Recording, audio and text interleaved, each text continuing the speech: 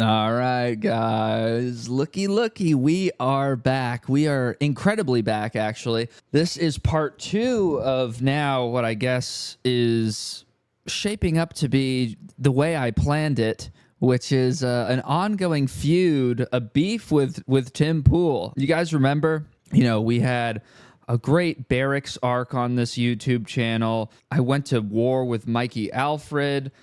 These main characters, these top guys, you know, that wander into the skateboarding world, you don't get these guys every single day. So when one of them presents themselves to you, you have to be thankful. So I would like to say to Tim Pool, thank you for making my life worth living. You give me purpose. Without you, I would be nothing. So I want to make that clear right now. So yes, this is part 2. I've been praying for a moment like this. I've been going to bed, closing my eyes, putting my little hands together and saying, please, God, give me somebody perfect. Usually, you know, you would expect, okay, if I'm going to be beefing with this guy with 1 million followers, he's a millionaire, he's probably going to be some sort of intellectual powerhouse. But no, he's a sitting duck, but he's a golden duck. In fact, Michael Relevant, this YouTuber, you should check out his channel. He makes great YouTube videos. He covered the video that I did about Tim Pool. And even though Tim Pool is a millionaire with 1 million subscribers, he gets like 75,000 viewers on his YouTube live streams, insane numbers.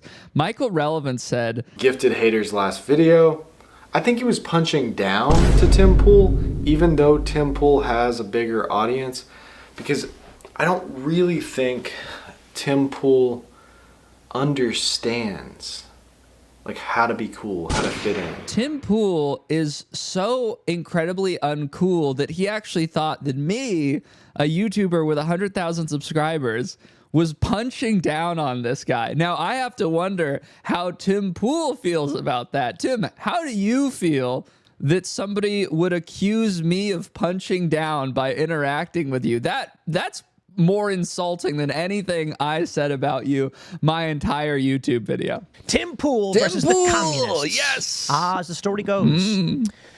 Young Tim Pool wanted to skate. Okay, wait. 38. And he showed up in Martinsburg, West Virginia, where he owns properties, and all around the area, which he owns many more properties, and said, hey guys, can I skate with you? And they went, no, we're too cool for you. So he said, oh yeah, I'm buying your land. That happened. Tim Pool gets rejected by a crew of skaters that run a local DIY skate park. His response? Purchases the land from underneath them and calls them woke leftists. No, I'm calling the... Yes, you did, actually, Tim. They're basically a bunch of leftists. They're very woke. So what is the miscommunication exactly? Specifically, 4 or 5 guys who are woke leftists, because they've posted online legitimately and specifically that they reject my politics. They support LGBTQ pride and pride flags, and they've intentionally said it's political. Now he's changed it from what he was saying earlier. Guys, this isn't about me going to war with an entire scene. This is now just about me versus 4 or 5 people. Bear in mind, fucking 4 seconds ago, he was talking about... Because the culture war is on. And this title is Tim Pool versus Commie Skateboarders Round 2, Leftists Lie. Okay, so what are we talking about here? Are we talking about 4 or 5 people? Or is this a highly politicized event that ties in to the culture war? You got to make your mind up, dude. You can't have it both ways. And he says, they were politicizing it. Right. You explained to your fans already in that clip that I've copied and pasted so many times, I can do it again, that you are interested in skateboarding for political reasons. We are building this massive skate park. And it's all part of winning the culture war and taking over. And now that people are pushing back on that, saying, no, we don't want that in skateboarding, you are accusing them of politicizing it. Tim Pool does something very frequently. It's extremely obvious, as he would say. And it's fairly obvious to everybody. When Tim Pool accuses somebody of doing something, he is just projecting the exact thing that he is doing at that time. To decode him, all you have to do is listen to what he's saying and then assume that whatever he's accusing this other person of doing, he's the one doing it. That's all it takes to understand this guy. And he also says, by the way, guys, these people, they're very woke, these communists, they believe in LGBTQ pride and pride flags. They reject my politics. They support LGBTQ pride and pride flags, and they've intentionally said it's political. So you're coming out as saying, I'm anti-gay, and then also saying, I don't know why these people don't want anything to do with me. Maybe because they're not anti-gay and they reject you. That's not a fucking mystery. Gifted Hater, a 40-minute reaction. Yes, and a Slap sir. magazine That's me, everybody. Round of applause. I've been mentioned in a Tim Pool video. Nigga, we made it. Hey. If you need a break from U.S. politics and just want to see how unhinged Tim Pool is with communities that honestly couldn't give an F about him, it's a hilarious story. And thus, the culture war rages on, my friends. Yes, this is the culture we have war. this, I'm balls deep in the culture war with Tim. From the Surfs. You guys know, Lance from the Surfs. I don't know He was on this guy. Pinkcast IRL. Never seen this guy before. Videos. Tim Pool buys and closes DIY skate park? The quarter is on the case. No such thing happened. Certainly no such thing happened. Do I have the Gifted Hater video pulled Of up? course you do. Don't pretend like you don't know all about my video, Tim. Yes. Gifted Hater's video, skateboarding's new supervillain. Yes, sir. That's right, ladies and gentlemen. I am skateboarding's new supervillain. To communists, liars, grifters, clout chasers, and haters. No, I didn't shut down a skate park. That's laughable. In fact, I've paid for repairs and improvements to the park already and posted this on Instagram, which I will start out by proving instantly to you. To show you these people are liars. And that is, in fact, the purpose of what they do. They lie for political power. And so wait. Just everybody, hang on. Put the fucking brakes on, Tim. You're not sneaky. I never said in my video that you shut down the skate park. I didn't say that. I said that you bought the land that the skate park is on, which you did. We know that. We've all seen the deed. So the fact that you pull up a video that has 20,000 views from this random scrub called The Surfs, and then you say, these people are liars. I don't know that guy. I've never heard of that guy. I have nothing to do with him. You cannot then pretend and lump me in with this person and pretend that I also said that. I never said that. Tim knows what he's doing. He is combining sources and just acting like it's all one thing. These people are liars. I didn't lie. Tim, if you're going to call me a liar, you need to substantiate it. The difference between Tim's videos, my videos, I sit down, I play a video of Tim Pool speaking, and then based off the things that Tim Pool says, I will speak. I will respond. What Tim Pool does, look at this title and then look at this other video. This is what these people are saying without ever playing the video. So how does anyone know what I'm saying?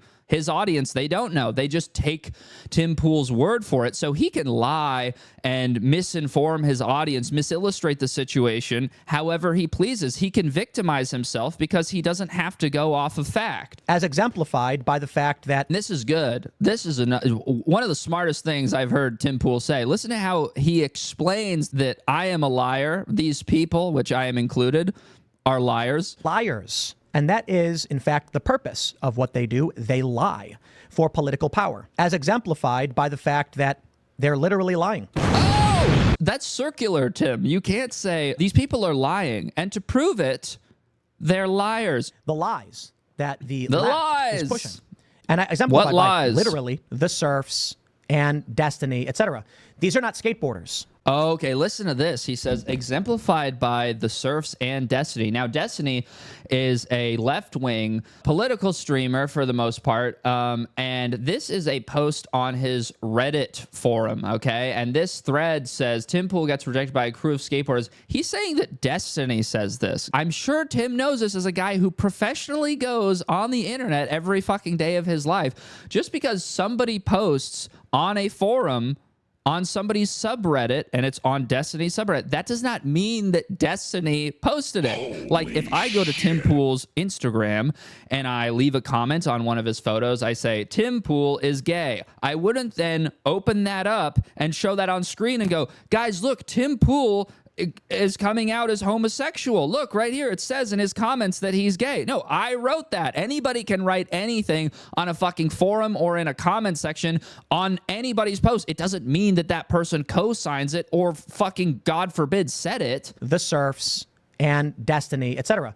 These are not skateboarders. Leftists pushing lies, which get picked up by a cancer in skateboarding. Okay, so now notice another thing that he's done here is that Tim Pool has an issue. He wants to make it seem like actual skateboarders and the skate industry secretly all love him. That's what he wants to do, right? So he is saying that my video was based off of information from the Surfs, never seen his video in my life, and from people like Destiny. Now, what happened is I made a video, as you can see here. Somebody linked my video in this subreddit and wrote about it. So the order of things that happened are I made my video. It gets picked up by fans of this streamer guy, Destiny. So the source is coming from somebody who is in skateboarding. I cover skateboarding for a living. So Tim Pool is trying to spin it as though I'm getting my information from non-skaters. No, no, no, that's not true. The non-skaters are getting their information from a skateboarder. And it's very dumb that he would try to go about, like, it doesn't even make sense. You know, you just look at the screen, you know, cause and effect. You know what had to happen for somebody to write a fucking forum post about a video. Obviously, the video has to come first. Which get picked up by a cancer in skateboarding. Oh, yes. To then destroy the industry. Oh, yeah, that's right. We're all here to destroy the industry. Like, is that really the best thing that you can come up with to say, Tim? Because there's no actual reason. He has nothing to say about anybody that disagrees with his involvement in skateboarding. The only thing he can come up with to say is they're doing it because they want the industry to die. I've been skating since I was fucking 5. I'm now covering it on YouTube because I want it to die. Like, I'm some fucking covert double agent that has been skateboarding my entire life. That's your explanation? Let me pull up this video for you right here. This is from Gifted Hater, they call him. Skateboarding's new supervillain with 135,000 views. I'm really glad that this guy made this video. You're welcome. Which is fundamentally false in numerous ways. He pulls different posts from Timcast IRL and discussions about it. And let me just point out, well, for one thing, I'll just say outright, I did not watch the video because I... Now this is my favorite moment in my short career. I hope this turns into a long-term thing for me, but my very short career of covering Tim Pool. Now he says, I'm really glad that this guy made this video, which is fundamentally false in numerous ways. Let me just point out, well, for one thing, I'll just say outright, I did not watch the video. So my video is fundamentally false in numerous ways.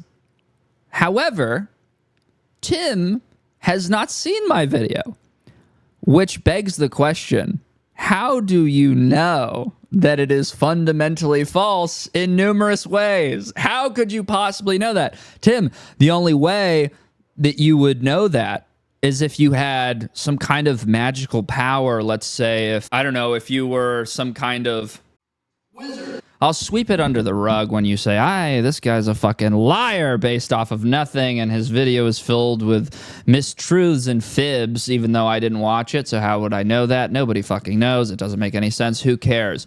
But the biggest lie that you've ever told, Tim, is the lie that you don't care. I'll just say outright, I did not watch the video because I don't really care for the most part. Because I don't really care. Okay, what are you doing making a video about it? And why are you uploading videos of yourself doing fruity cancel flips down 5 stairs on Instagram right after I drop my video? Is it because you don't care? Tim, nobody cares more than you. You care the most. You care so much you spent $1 million because a crew of local skaters rejected you. You care so much, you're going bald. You care so much, it's killing you. This is not just about skating. This isn't about left versus right. This is personal for Tim. This is about the fact he never fit in. Nobody's ever loved Tim. Tim cares so little, he just uploaded another video about me on his main channel where he brags about how good he is at skateboarding, and he's so good, and he never cared about getting sponsored. That's why he's done all these cool tricks that nobody has ever seen him do. I just never really even felt like filming it. Come the fuck on. My girlfriend goes to a different school, ass motherfucker. For those that have ever watched any video of me skateboarding, you've never actually seen me actually skate. I've never filmed video parts. I've hit handrails. I've skated stair sets. I just don't film. I didn't care to be sponsored. I hate the industry. I don't post a lot of skate clips. Never really did. There's some people who are like, you know, Tim's a bit fatter than he was back when he was younger, because I got a video on YouTube when I was 18. I was like, I was actually fatter before that, because like I got fat when I was... Dude, this guy is so awesome. He's actually a national treasure. Yeah, Tim, I am the first person ever to hard flip backsmith Hollywood 16. I just hate the skateboarding industry so much.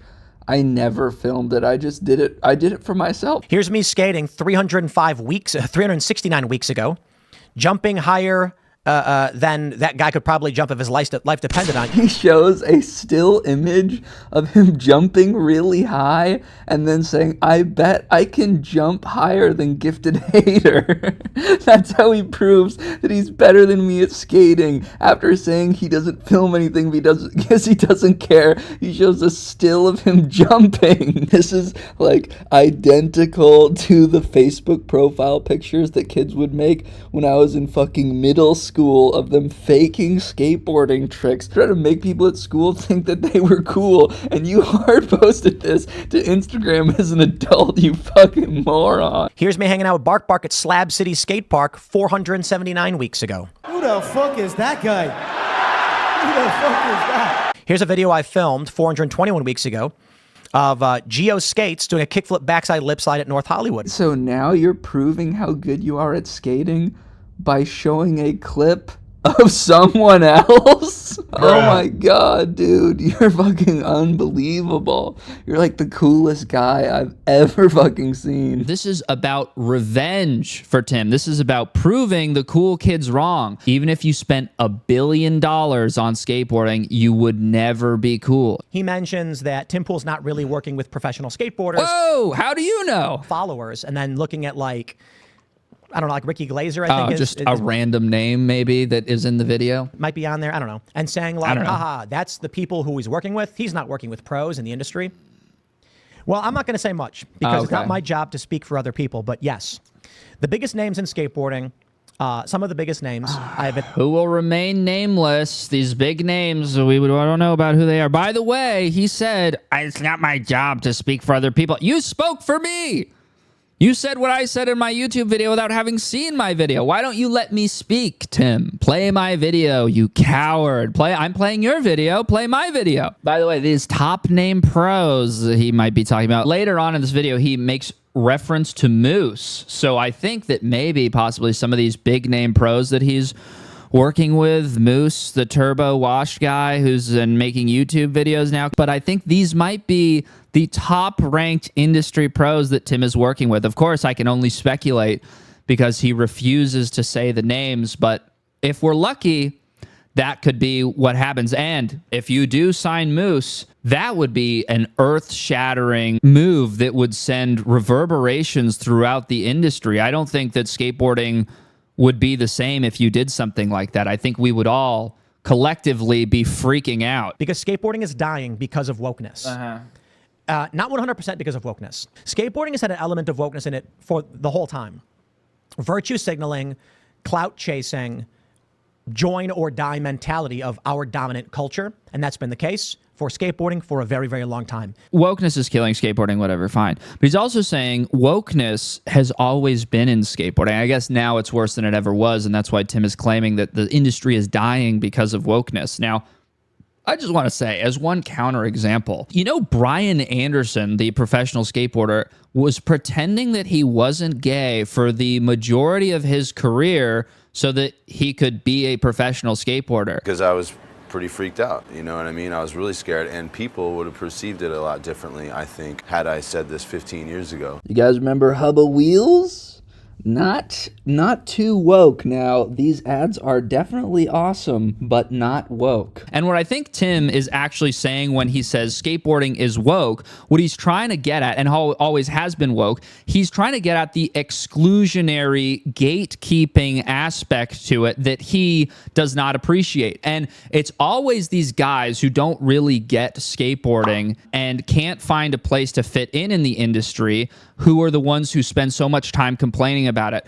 Tim Pool, Aaron Cairo, Andy Schrock, John Hill, and Johnny Geiger recently just did a video where he is complaining about the fact that he couldn't get a shoe sponsor, and he had to drop Braille shoes because his Aaron Cairo's a sociopath. But he just does this video. Then I've heard this 1,000 times before, which is that skateboarding doesn't make any sense. People don't accept me, for no reason. I should have all these sponsors. I should have so much fucking attention. None of it's fair. It doesn't make sense. The people that run skateboarding are a bunch of arbitrary, self-involved, judgmental assholes. It's a scene full of ideologies. A lot of people trying to tell each other like how to be real on a skateboard, not allowed to skate your own way. I kind of feel like a lot of people actually want to tell you like what's a true skater.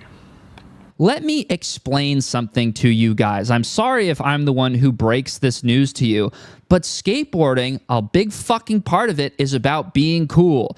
And how much money you make is largely predicated on how marketable you are, which has to do with being fucking cool. Skill level is important, but it is not the only thing. So these guys that like Johnny fucking Geiger who film 5K 2-mile-per-hour quadruple flips on flat ground in like the Swiss Alps or something.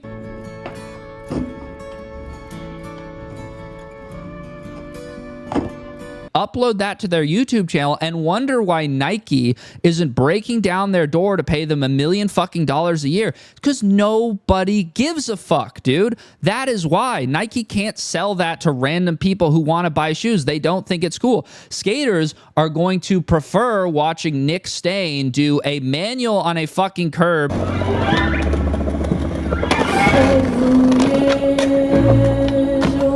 at 80 miles per hour looking dope as fuck than they would watch any technical flat ground fucking thing that you guys do. You look at this logic and you apply it to something like music, okay? Say I want to go to a concert. I look at my phone, concerts in my area. The way that Tim Pool, fucking Aaron Cairo, whoever, the way that these guys describe this shit is like I have some sort of obligation to go find the biggest fucking math rock nerd who's going to play the most technically difficult guitar riffs possible, even if this shit is unlistenable. What am I actually going to do? I'm going to go to a concert playing music that I actually like that speaks to me on a fundamental personal fucking level. I don't have to go watch somebody who is playing music that is hard if I don't like it. I don't have to support any one skateboarder who does hard tricks that look like shit. There was a period at skateboarding's popularity where it was wild and crazy dudes being wild and crazy, edgy, funny, and pushing the limits, being offensive and shocking and punching each other in the face and slapping each other in the nuts. Well, you take a look at this guy, Gifted Hater, and I'll tell you what generally I hear about him. Mm-hmm.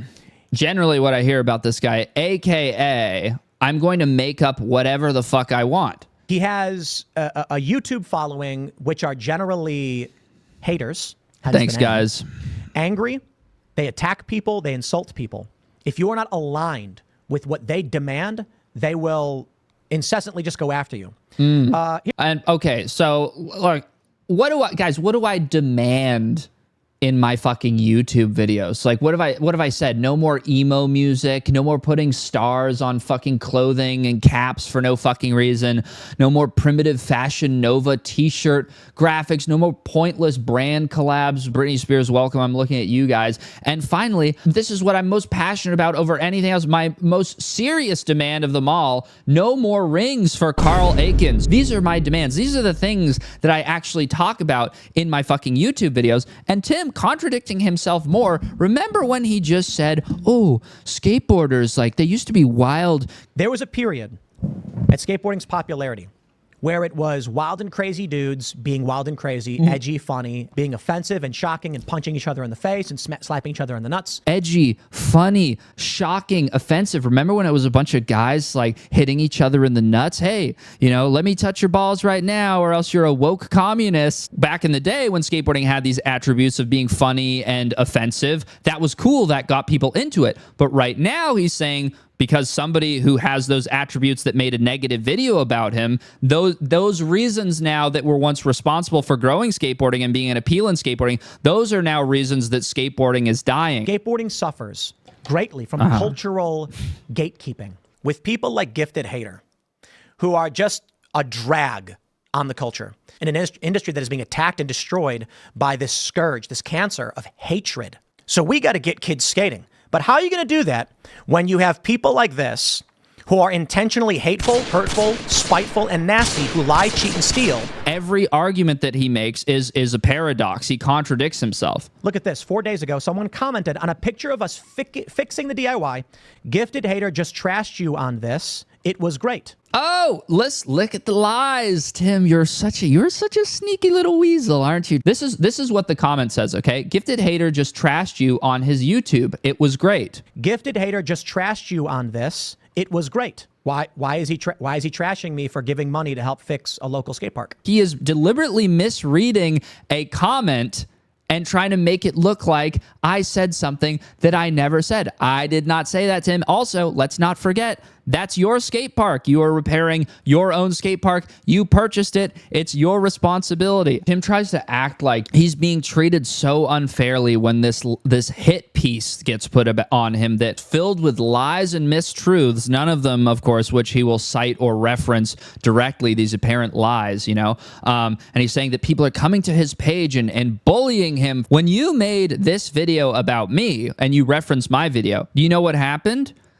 I had almost a pristine like to dislike ratio. I had like 100 dislikes, maybe 50 dislikes, you know, maybe 8,000 likes. It was perfect. After you make your video, I get dislike bombed. That's never happened to me before. I've never had such a negative response randomly with this influx of dislikers. And it's because you made your video. I wouldn't now sit here, Tim, and say, Tim Pool has set up a witch hunt, you know, to defame me. Even though you call me a liar like 20 times and a cancer and a scourge. So actually you kind of are doing that. Unsubstantiated, by the way, no proof. And you have people like this who are intentionally hateful, hurtful, spiteful, and nasty, who lie, cheat, and steal. When Tim Pool accuses somebody of doing something, he is just projecting the exact thing that he is doing at that time. I know it's how the internet works, as you are very well aware. You make a video, your fans go and shit talk me. I make a video, my fans go and shit talk you.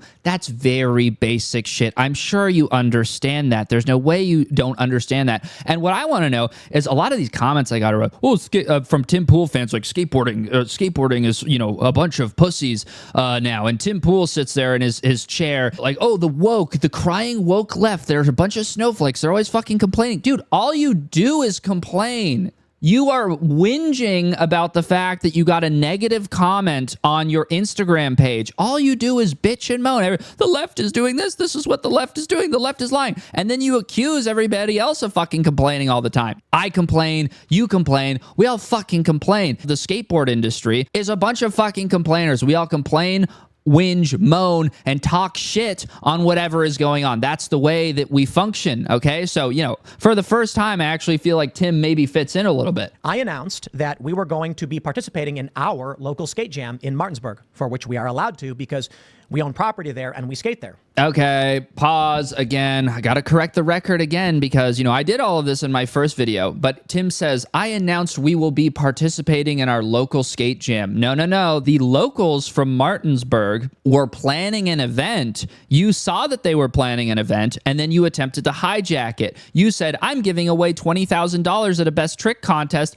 at this DIY, and my friend Richie Jackson will be one of the judges. You never contacted these people to ask, hey guys, is this okay? No, you just announced that this would be happening, which you can't do for a variety of reasons. First of all, if you just threw $20K at this event, do you know what would happen? I know what would happen because I talked to a local source. Hello? Hey buddy, can you hear me? He put up $20,000 in a best trick contest, which is a lot of money.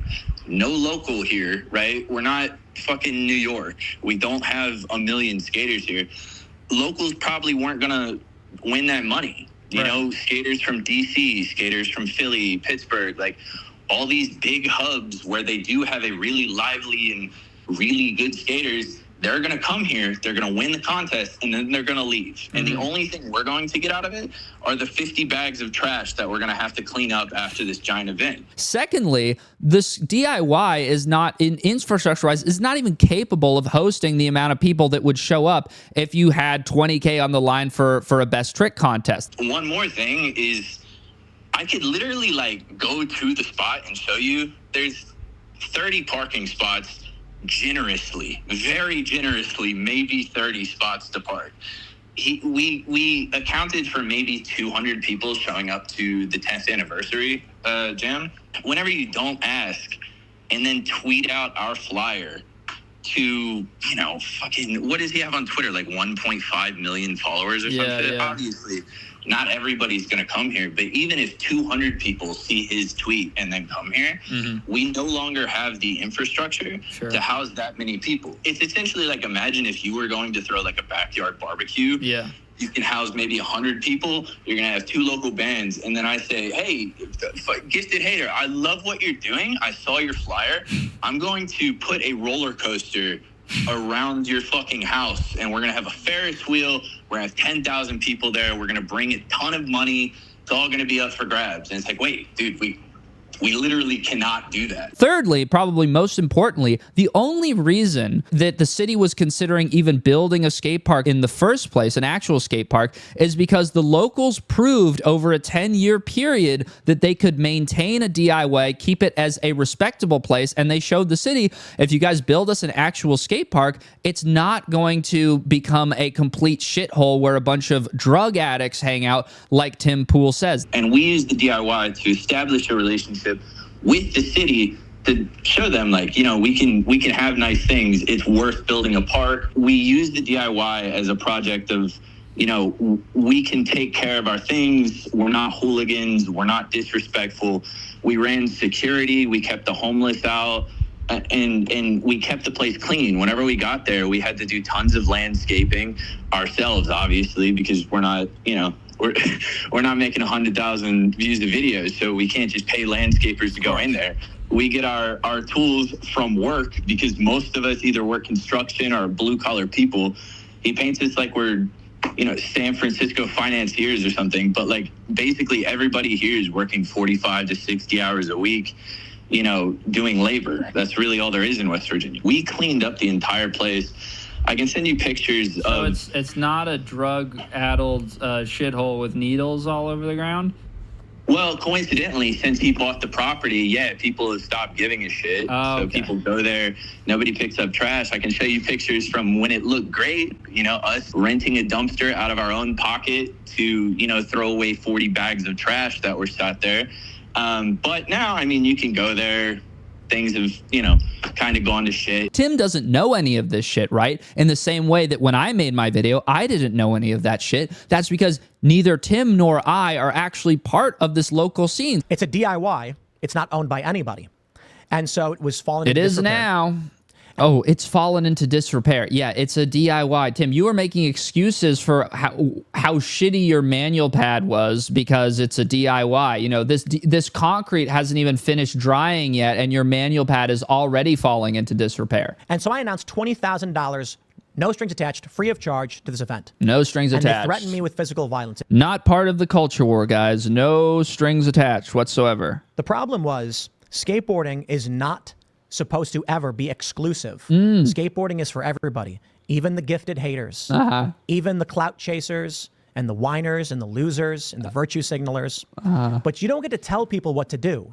And if your intention is to hurt the culture and attack... Guys, you don't get to tell people what to do. That's why I bought the skate park. Now I have control over it. Anybody who wants to be a part of it, you are the reason skateboarding is dying, and it is. I'm going to break that all down for you. Okay. So, guys, skateboarding is for everybody. Here's a clip of him, by the way, complaining about skateboarding being too diverse for the sake of it. You end up with advertisements promoting brands where they're not doing any kind of athletic feat.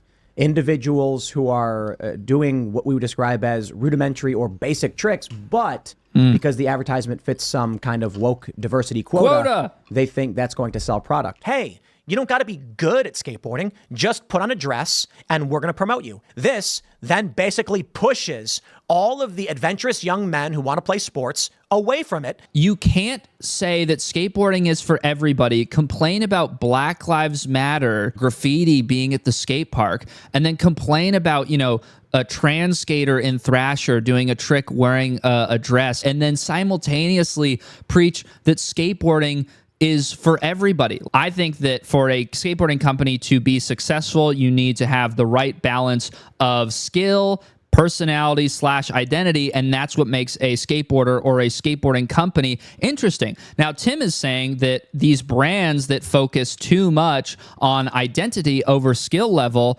they're fucking it up, and they're politicizing skateboarding, and it's terrible. However, he again is guilty of doing this same exact thing. He did this when he turned Taylor Silverman pro and he turned himself pro. Taylor Silverman, if you don't know, she was the girl who complained that she lost a contest to a trans woman. And, you know, whatever you think about that, whether there's merit to it or there isn't merit to it, he specifically chose Taylor Silverman, paid her, put her on salary, gave her a board because he tied it into a larger narrative about the culture war and him being anti-trans. Man, if you suck at skateboarding, you try as hard as you can and you can't get it, maybe your path towards some kind of prominence is the easiest thing is victimization in politics.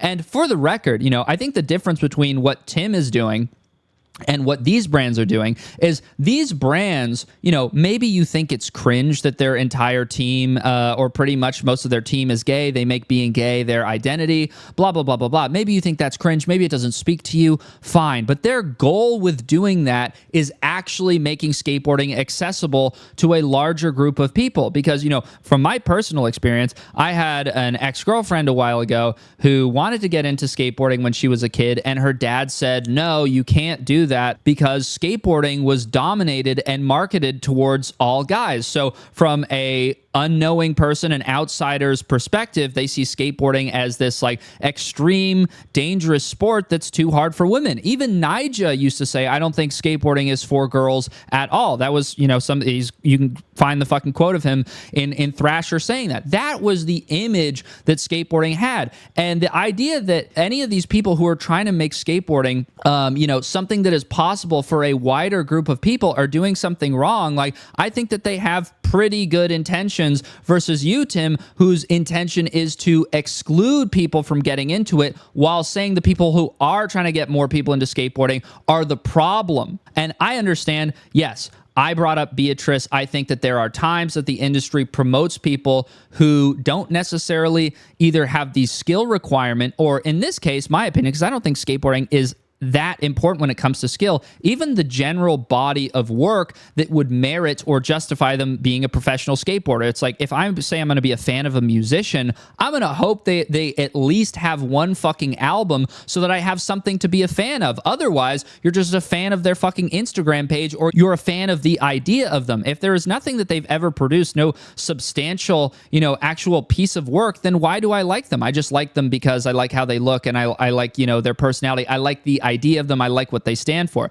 To me, that's not good enough. If you're going to be in the highest ranks, a professional skateboarder, you should have something to show for it that gives people a reason to be a fan of you. And again, I get why the companies do this. They're hoping that if we kind of fast track certain pros, certain figures, certain identities in skateboarding, then people who want to get into skateboarding, it'll give them a role model. It'll give them somebody to look up to model themselves after. And then maybe some of these people that wouldn't have gotten into skateboarding otherwise will then get really good themselves. And the standard of skill in all of these subgenres or categories in skateboarding will improve. Does that make sense? My caveat with that is obviously that these people that get put on need to actually skate. That's it. Because if they don't actually skate and you're hiring somebody entirely for their personality, well, then it's like, you know, what are you even showing to people that want to get into skateboarding? Like the skateboarding part of it doesn't matter. I think that's the wrong message to send.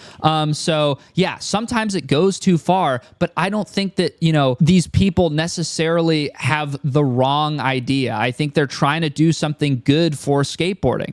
And I don't think it's killing skateboarding. Tim is saying it's killing skateboarding. We'll have to get into that in a little bit. And just for the record, you know, trans participation in skateboarding is virtually a non-issue. It's a complicated thing, trans people in sports, that society is trying to tackle and confront. But one of the good things about skateboarding is the way that 99% of people do it It's a fucking hobby. You're not competing directly against anybody else. Contest skaters probably account for less than 1% of people that actually skateboard have any affiliation or interest in being contest skaters. So, you wouldn't go up to a trans person at the driving range who's just fucking hitting a ball and say, I think you might have an advantage here. It's like, against who? Nobody. So it doesn't fucking matter. One of the appeals about skateboarding is that it's not just about skill. It's about your personal expression, your identity, who you are, what makes you unique and different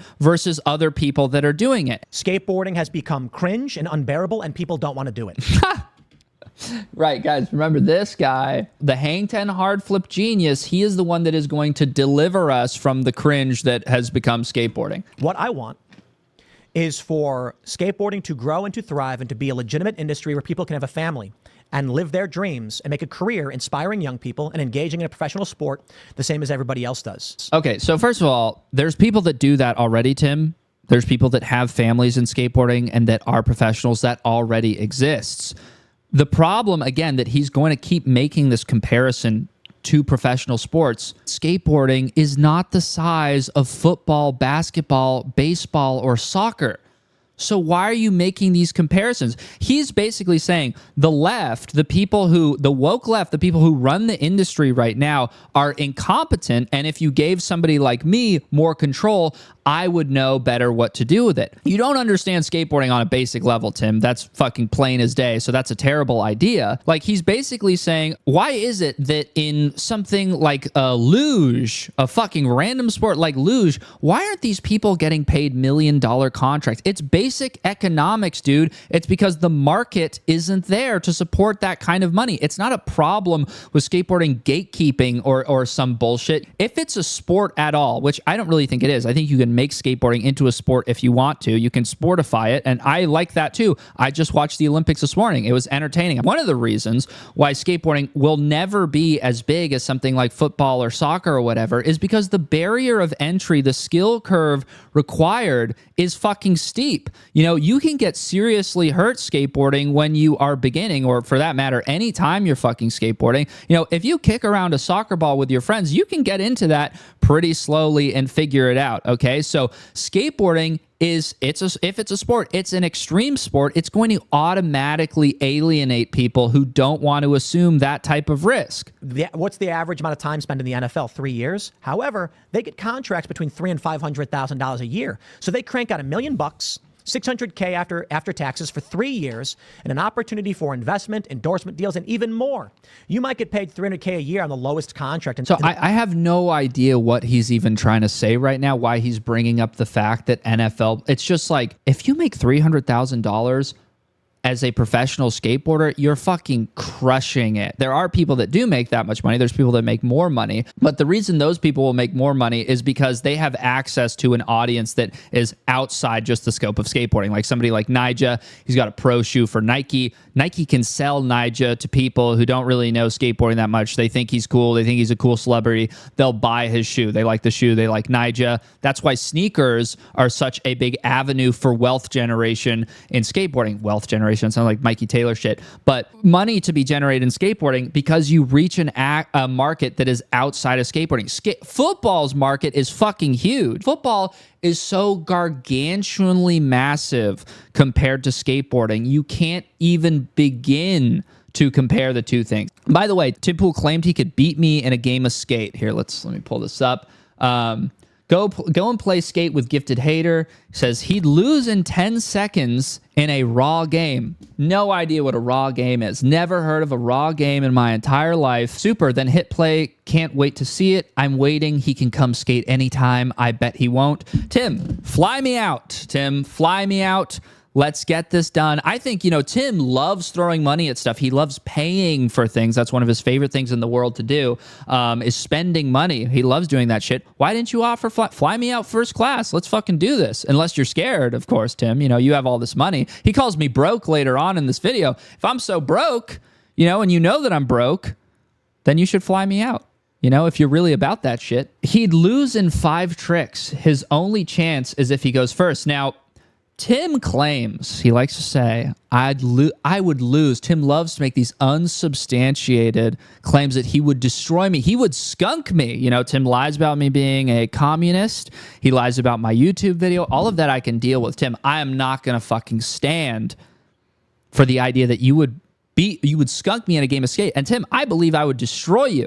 And I'm not just saying that. I actually have reason to believe that I would eviscerate you in a game of skate, Tim. I have evidence. So some of you might know, Tim Pool and Ricky Glazer, they played a game of skate. It was a good game. Some great clips came from this, and it was a nail biter, T to T.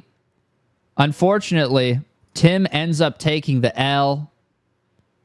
Ricky beats him scat to skate. Not a bad showing. You know, Ricky's good. He's a professional skateboarder for Braille skateboards. He is pretty good. However, he ain't better than me. This is a video of me playing skate against the very same Ricky Glazer. Hey, we got very special guest, Gifted Hater.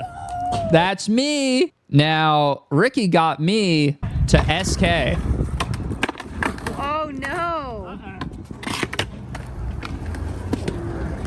We make it look easy.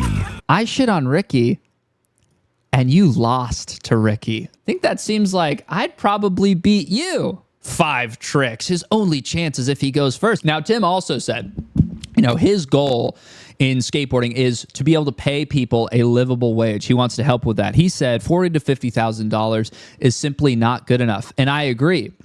So this is Tim's idea of what being helpful is, by the way. Now, Tim, this is one of his Boonies videos on his Boonies YouTube channel.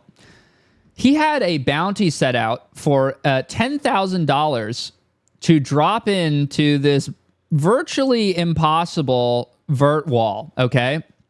He says, first person to do this, drop in, will get $10,000. This guy, Carlos, he attempts to do it. And you know what happens to poor Carlos? He fucking snaps his femur. And this is why you don't want somebody incompetent like Tim Pool running the show, because he's going to, I'm going to try to be helpful. I'm going to try to do something fun. This guy breaks his fucking femur because of you. Bang! We were talking about $40,000 to $50,000 not being enough money. 10K, this guy, what chance does he have of surviving? You know, he hurts these people that he wants to help. It's an unmitigated disaster. Many people are saying this.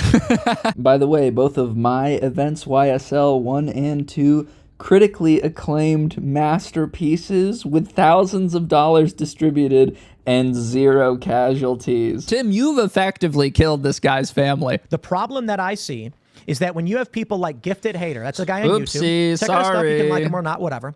But when the whole intention is to attack, lie, and insult, What? people quit.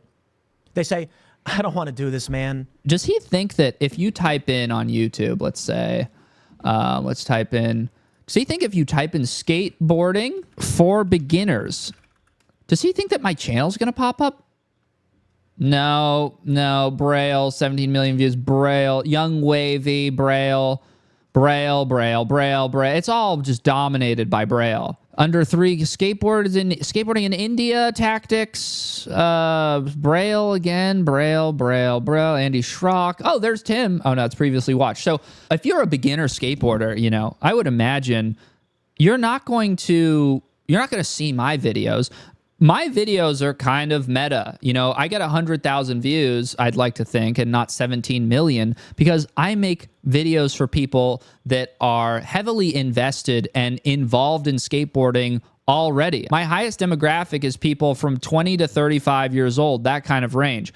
I don't make content for children. First of all, because I have a soul, and my ultimate goal on YouTube is not to make as much money as fucking possible. I don't want to influence the children so I can get paid. That's not what I'm trying to do. You know, if I was trying to do that, you know, I'd do what Aaron Cairo did, which is make kids skateboarding videos. I'm going to continue to teach, motivate, and inspire. That will have a tremendous influence on young people and get them more involved in the worldview that we believe is a better and more moral worldview. Oh, I want skateboarding to grow. They want access to children because children are how you make money. There need to be platforms, you know, or forums in any hobby or activity where people can express express their opinion honestly. I'm not going to accept the criticism from somebody like Tim Pool that my YouTube channel is killing skateboarding because I'm one of the only people in all of skateboarding that is honest about anything that fucking happens. Skateboarding is fun. It's a sport.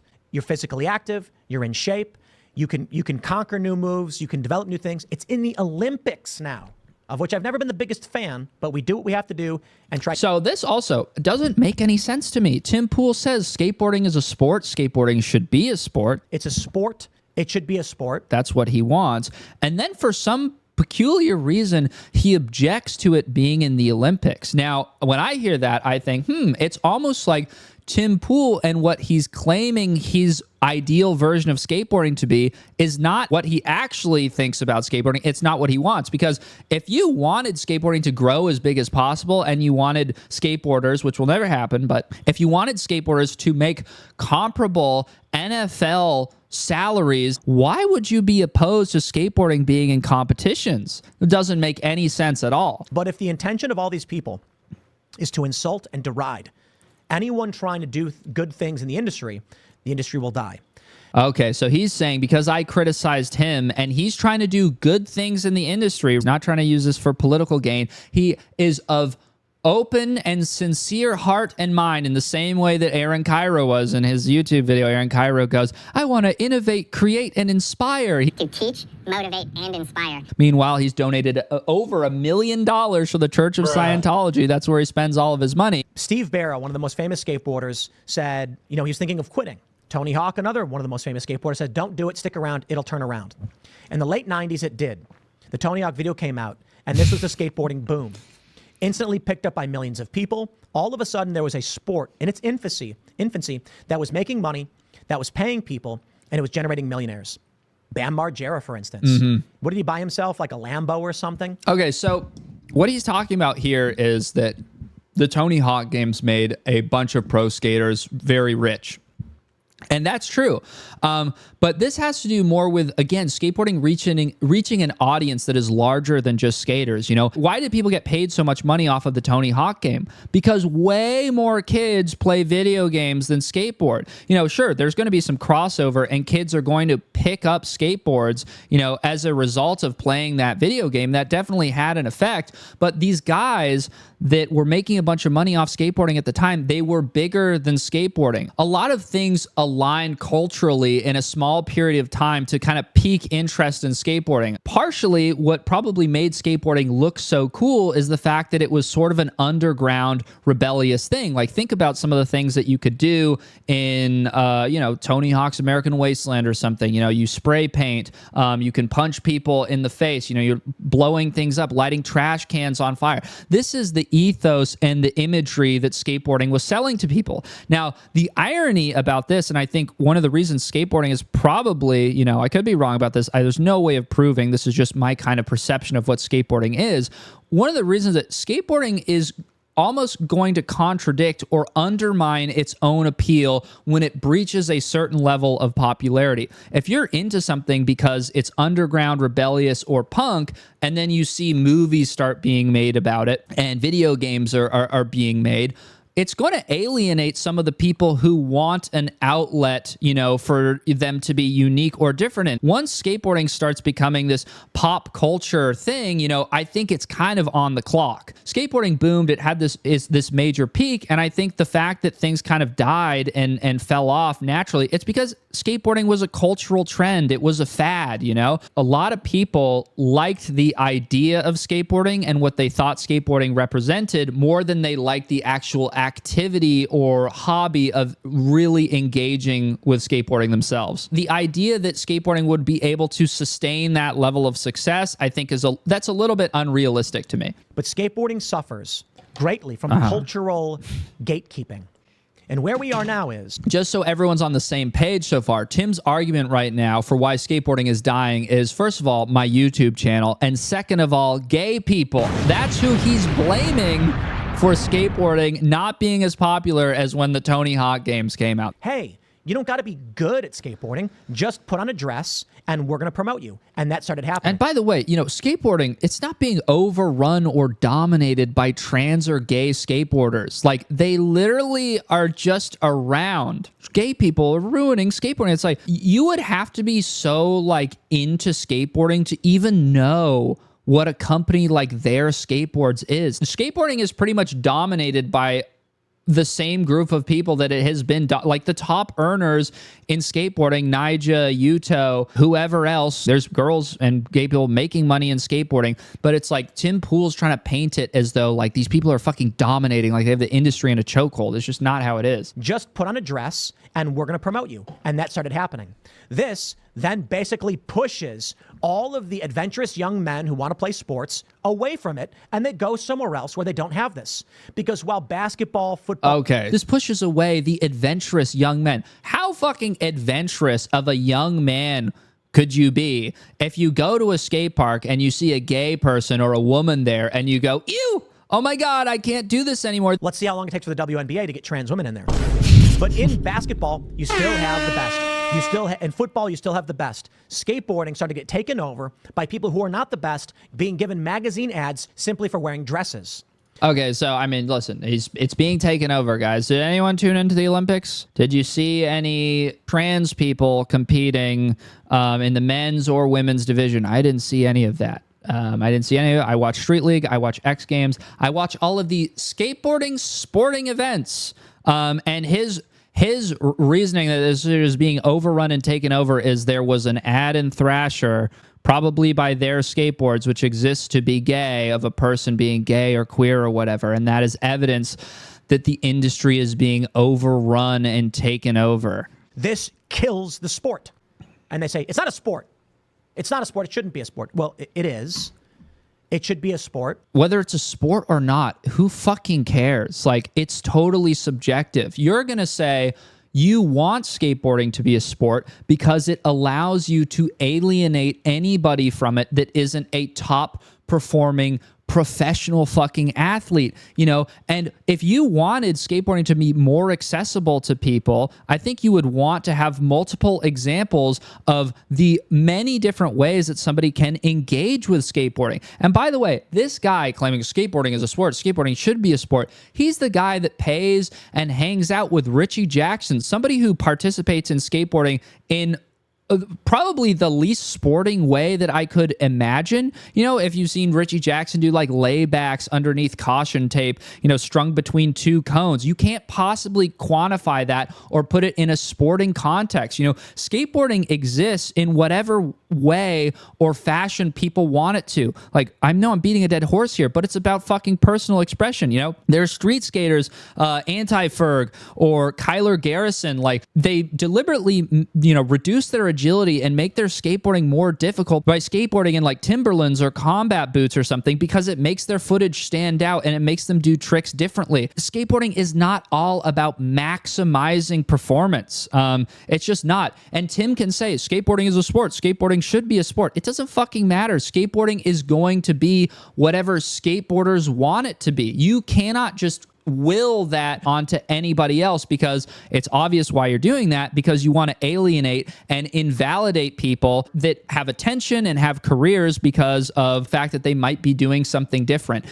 I don't want to watch 80,000 Gustavo Riberos or Luan Oliveras or fucking Nyjah Houstons be the only thing that skateboarding has to offer. Like, skateboarding, in fact, is one of the things that makes it appealing and different versus a traditional sport, is that there is this avenue that exists with it, street skateboarding, that is bigger than contest skating, that is just all about fucking, doing whatever you want. And by the way, that doesn't mean that anybody has to like what you're doing, because people like Tim Pool, they'll complain, I skateboard in this way and people don't respect it. Right, because they think that it's lame. That doesn't mean that skateboarding isn't a creative thing. There's this paradox where people think that because it's a creative thing, that means that people have to enjoy what you do. No, movies are creative. Music is creative. Does that mean you have to like every single album that comes out? Does that mean you have to approve of every single thing? No, that's par for the course. That's basic subjectivity in a field of creativity. You will see people there, and if you walk up and say, guys, I don't know how to skateboard, I don't know how to skateboard. Skateboard. Oops. Tim accidentally invented a new word there, skate pork. That's what they call it when you do it, right? And you have people like Gifted Hater, they call him. And his whole thing is insulting and ragging on people. And of course, pushing untruths. Is he calling me a liar again based off what? Tim, when did I lie? Please enlighten me one time. Or manipulating, being like misleading. People are going to say... Misleading, kind of like when you deliberately misread a comment. Gifted Hater just trashed you on this. It was great, but there is, my friends, a community for you that is fun and exciting and doesn't have the same problem. To certain degrees, every culture does have this, but nowhere near as bad as skateboarding. And unfortunately for skateboarding, that is scooting. Guys, skateboarding is not edgy enough anymore. It's not hardcore enough. What are kids turning to now? Scooters. Yes. These kids want to scoot now because skateboarding is cringe and not cool anymore. My YouTube channel is pushing kids out of skateboarding and forcing them to resort to scooters. That's really what Tim Pool is saying right now. He said earlier, kids go to skate parks and they see Black Lives Matter spray painted on shit and they go, cringe, not doing that. Okay, so then why doesn't that affect them when they're riding a scooter? Like, do they just not see the cringe graffiti anymore? The propaganda? Are they immune to it on a scooter? I think scooting's cool. Here is Google Trends over time. Scooting taking over. Very, very popular in the past few years. And unfortunately, skateboarding is inverted. Skateboarding is dying. He's showing these graphs from this article from 2021. Okay, that's when this was published on Go Skate that shows that skateboarding is dying. So I saw this graph that he pulled up. This is the one from the article. I was like, that's weird because from what I know about the skateboarding industry, there was a massive spike during COVID. You guys remember that? Everybody was at home. Everybody was picking up skateboarding as a hobby. So there was a huge spike and all these skateboarding companies over-ordered product and then people became disinterested in skateboarding once they were able to do other stuff. It's almost like skateboarding is susceptible to trends and fads that influence the trajectory of the industry, right? I was like, that's weird. It doesn't show up. So I went to Google Trends. I wrote skateboard and there you go. Now you can see it. This article that Tim is referencing, it was actually published 1 month before this spike took place. This isn't misleading or deliberately edited on the part of people that published the article. It just coincidentally happens to take place right before this huge spike. Now, did Tim know he was omitting information by using an old article? This article that he was showing has data that is years and years old on it, and he's trying to talk about things that are happening currently. So when you look at skateboard, the same fucking metric that they're using, Google Trends, you type in skateboard, you can see a pretty different picture, which is that, okay, right now, according to search trends, we're barely lower than we have ever been. You kind of look at the graph and you see kind of what I was talking about earlier, which is that, okay, skateboarding had a massive peak due to factors, like Bam Margera is on MTV, Life of Ryan on MTV, movies, video games. Skateboarding was a fad in popular culture. People become disinterested in it. They kind of realize it's not for them. And you have a period of stability. This is people who are interested in skateboarding because they're interested in skateboarding. Then we have a COVID peak and we're pretty much back to the same place that we have been for a long ass time, which is skateboarders skateboarding. This paints a very different picture than the one that Tim Pool has been talking about, which is that, skateboarding is fucking dying.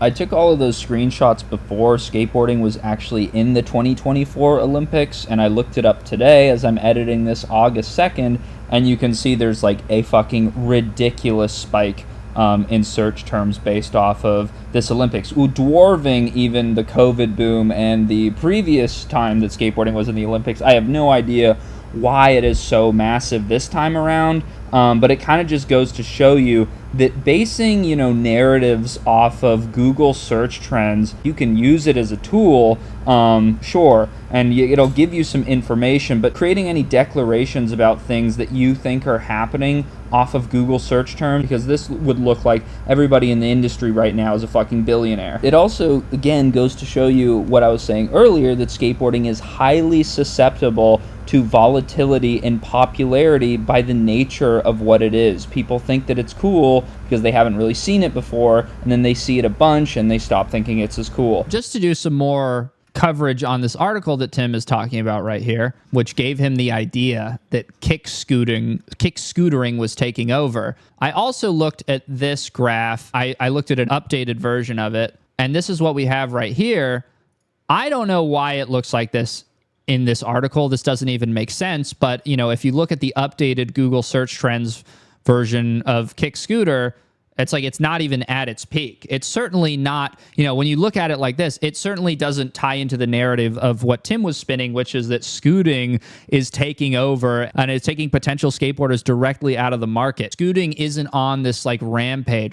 This looks like just completely, you know, either fabricated or wrong. Maybe there was some kind of, you know, mistake that Google had that they fixed, but this is nowhere near what you get if you look at the same metric updated in 2024. Article pulls from a website called Statista. Okay, so this shows number of participants in skateboarding in the United States from 2006 to 2016 in millions. Okay, so this doesn't even really look like that damning of a stat line anyway. But if you take the stat, Tim Pool is still using this stuff to base the idea that skateboarding is on the brink of destruction. If you look up this same stat updated in 2024, you can see that skateboarding is actually up in number of participants. So Tim Pool, of course, he's going to use this argument that skateboarding is dying. It's on the brink of destruction. He's going to use old stats, 2006 to 2016,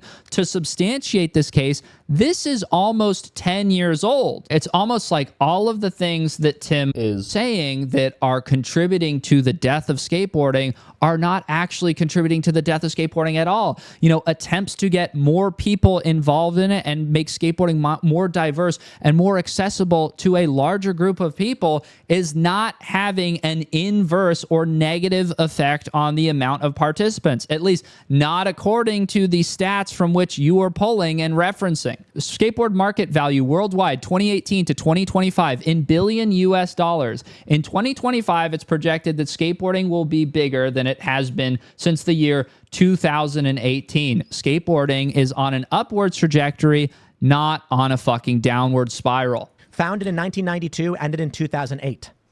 We can see that skateboarding hit a very serious rough patch since the end of the 2000s. It dropped 5% in 2008. 9% in 2009. This is why magazine shuts down. 12% in 2012. 15% decline in 2011. Okay. I can't believe that he's trying to say that the death of a magazine is evidence that the skateboarding industry from 2008, something that happened nearly fucking 20 years ago now, common fucking sense. Why do you think that in 2008, Slap magazine might have gone under? Right here. 2008. Uh-oh, things are tanking exactly at that time. When was the iPhone released? 2007.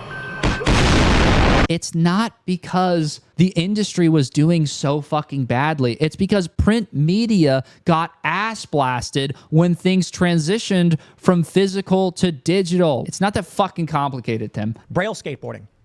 Maybe you've heard of them. They've got 5.8 million subscribers on YouTube. They just shut down their park. A channel that used to get millions of views for whatever reason, now only getting tens of thousands. Gone. Wow. So sad. So Tim is trying to now tie in, even when you look at the data, now you know that the story Tim is spinning you is completely false. But he's now trying to tie in companies like Braille. Okay, do we know why Braille died? It's not because skateboarding is finished. It's because Aaron Cairo is a Scientologist who built a YouTube channel off of a gimmick. If you look up Braille skateboards, what do you see? You see trick tips. 90% of what you see is the period by which they were spamming daily uploads of me skateboarding a board made from a fucking Cheerios box, me skateboarding a board made out of a sword, me skating a gummy worm skateboard. This is what they hammered into the algorithm over and over and over and over again. You're getting millions of views just utilizing the attention spans of dumb fucking children that were clicking on this pointless, brain rot content. Meanwhile, the entire time that this was happening, Aaron Cairo was taking the millions of dollars that Braille was generating, which, by the way, that's not just a guess. If you look up the advertising revenue of Braille,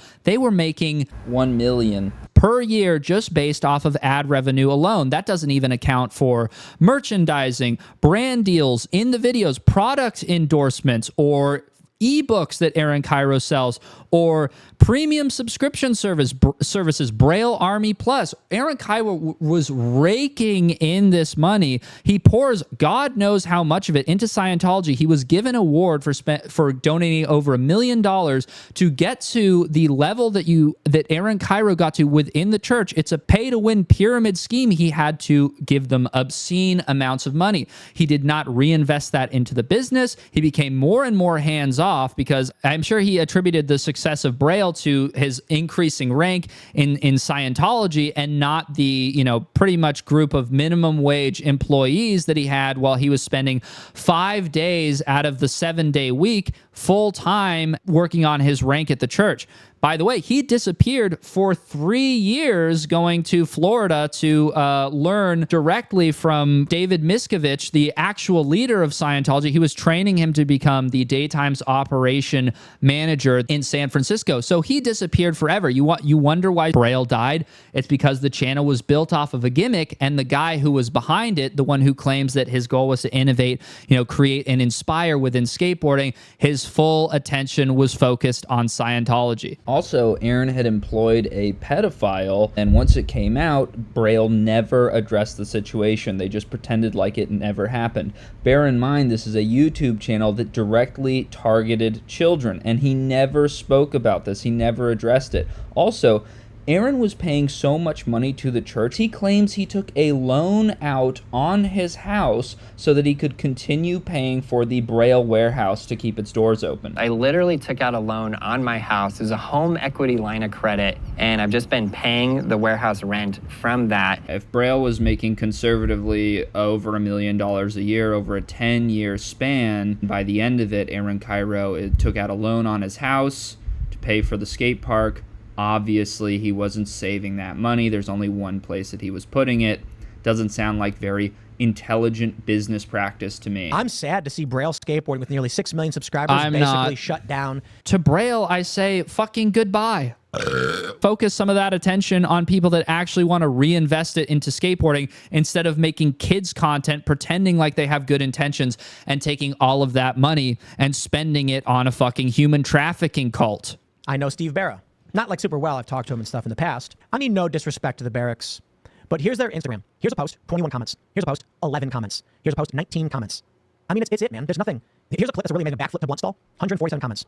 Skateboarding is better than they want it to be. I don't. We're going to build culture. So he's citing now these, again, 2 Scientologist dudes that ran media compounds designed around making content for children. The fact that they both lost their skate parks, they're no longer doing well, this is a bad sign for skateboarding. I completely disagree. I think this is a sign that skateboarding is cleansing itself, and if you want an explanation for why the Barracks failed, there are a million fucking factors that you could point to, and you want to wonder why the Barracks only gets 10 comments on its fucking Instagram page, like he's citing, because the Barracks posts crap.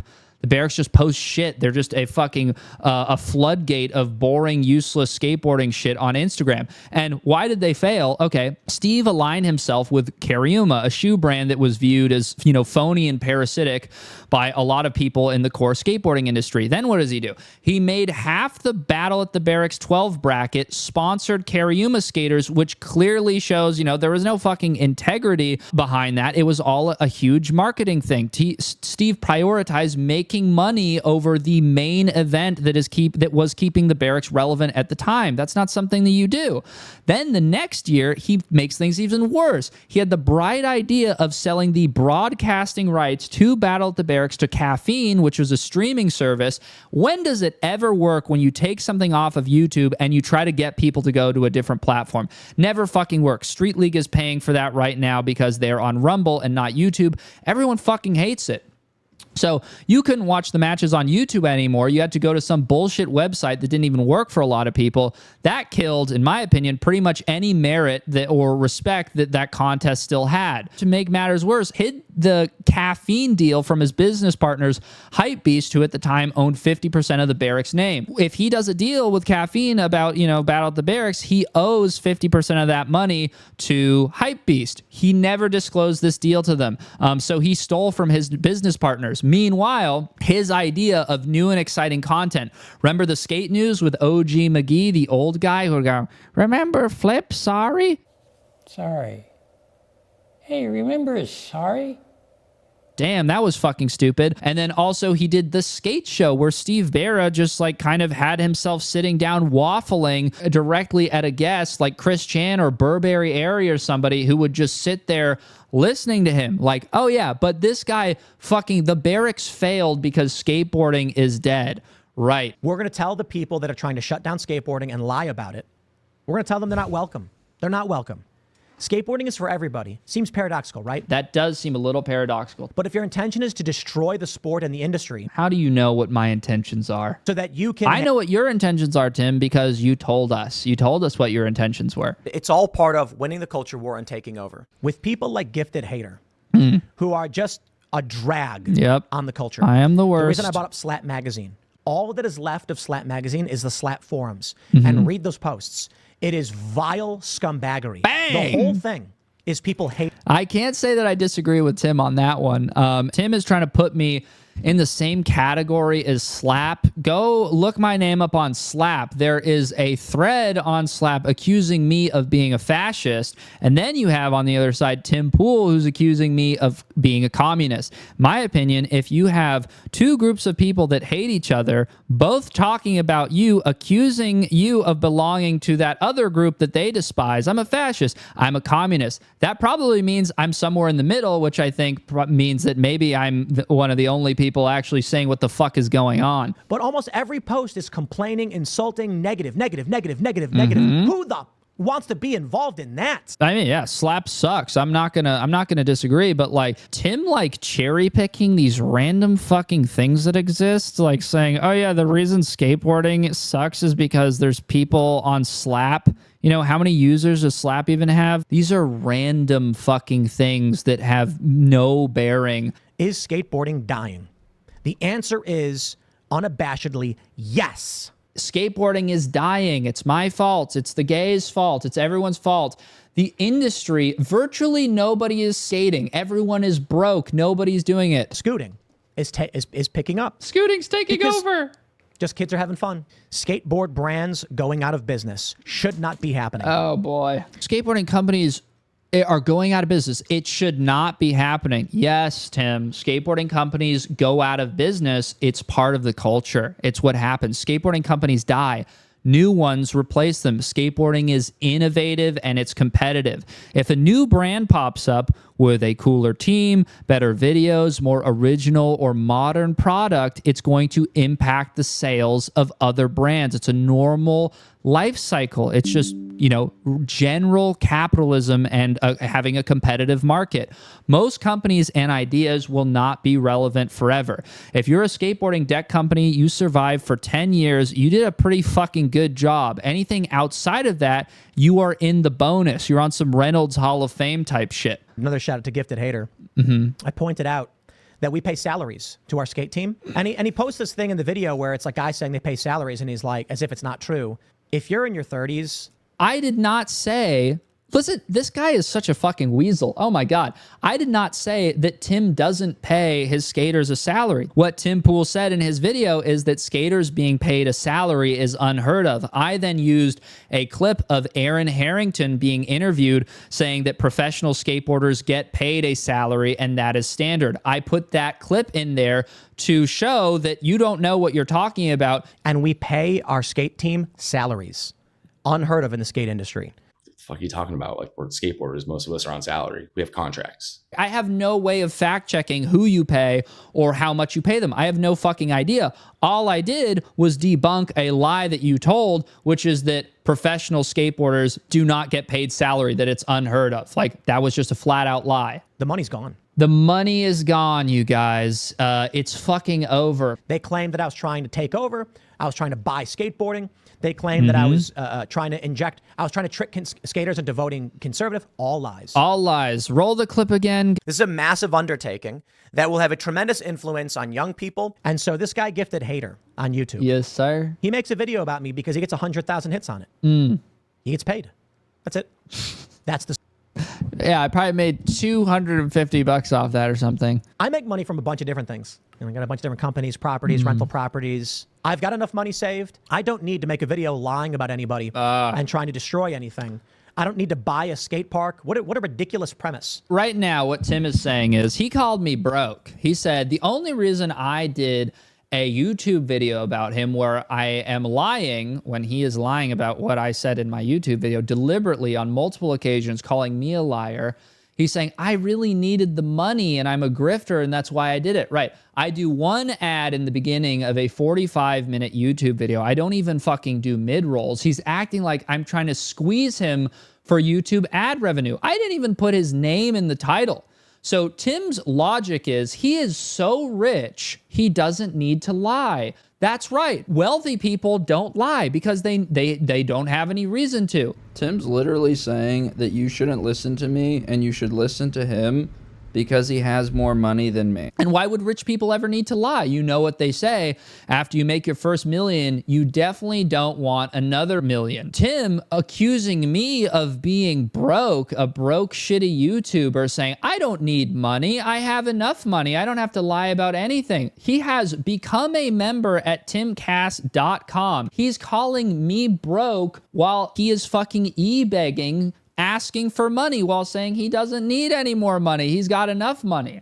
Then underneath that message in the corner of his video asking you to become a member of his website that is in every single thing that he uploads, the first thing in his description is now asking you to buy his coffee to fight back. Then if you go to the link underneath the link asking for money for coffee to defeat the woke commies, you go to his member page and he has options for 10, which is the minimum amount of money you have to spend to join his thing, $10 a month, up to $1,000 a month. He's asking people out there to pay him $1,000. This is in the description of every single video that he uploads while he's claiming that he is not motivated by money. He doesn't need any money. It's me. I am the one who is just doing this for money. I'm doing this for clicks. Meanwhile, you go to the description of the video that I made about him and this is what's in it. They just lie. It's all they have. This is a component of the left. No matter what it is, they hate. Why do they hate Donald Trump?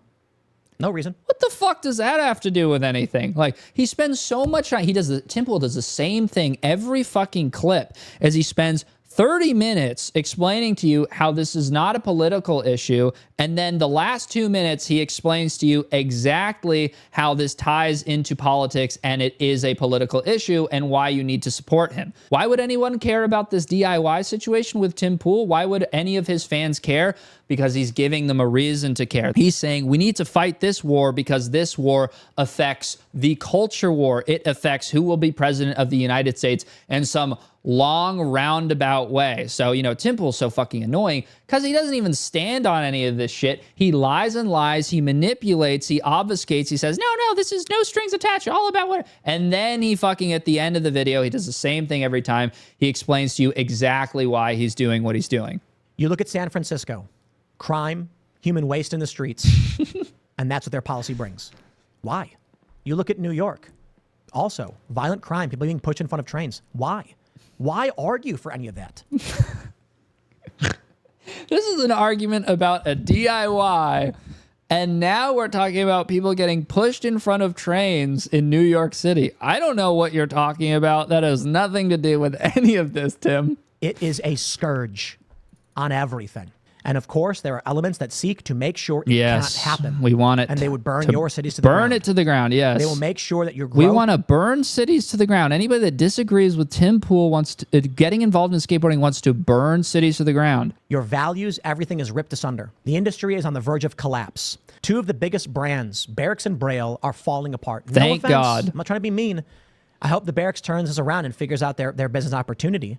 But it was crazy when we heard they destroyed the skate park, the Barracks. We've got to get rid of the gatekeeping haters who would insult any kid who wanted to skate. And that's It's not about kids. It's about you, Tim Pool. Even though you look like an adult baby, that doesn't mean that you are a kid. My video had nothing to do with any children. In fact, I'm trying to protect children from getting brainwashed from fucking people like you. That's why he's saying, oh, this is so dangerous. These people are so dangerous. Yeah, to you and the amount of money and influence that you have. I'm dangerous to you. You know, that's it. Again, Tim does the same thing every video. He spends 30 minutes, 35 minutes explaining to you how this isn't political. It's not politically motivated. He just loves it because he loves skateboarding. He wants to innovate, create, and inspire. And then the last 2 minutes he spends explaining to you these left-wing skateboarding lunatics want to take away your rights. They want to take away your livelihood. And that's why you need to support him at timcast.com. But he doesn't need your money, by the way.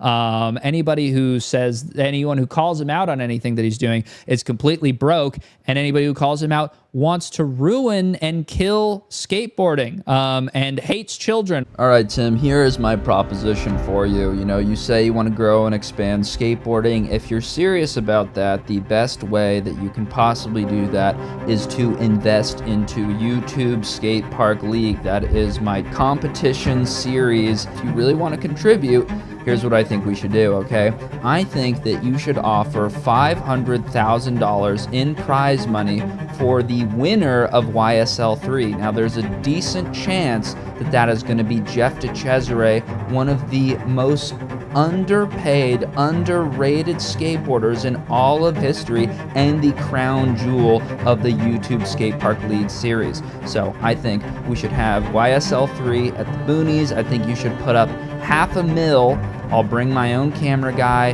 I'll bring my own 3-4 skaters. We film it. You can be a judge even, Tim. You want to be a judge? I'll let you be on the judging table. You fly us all out, first class, I hope, because you're a multimillionaire.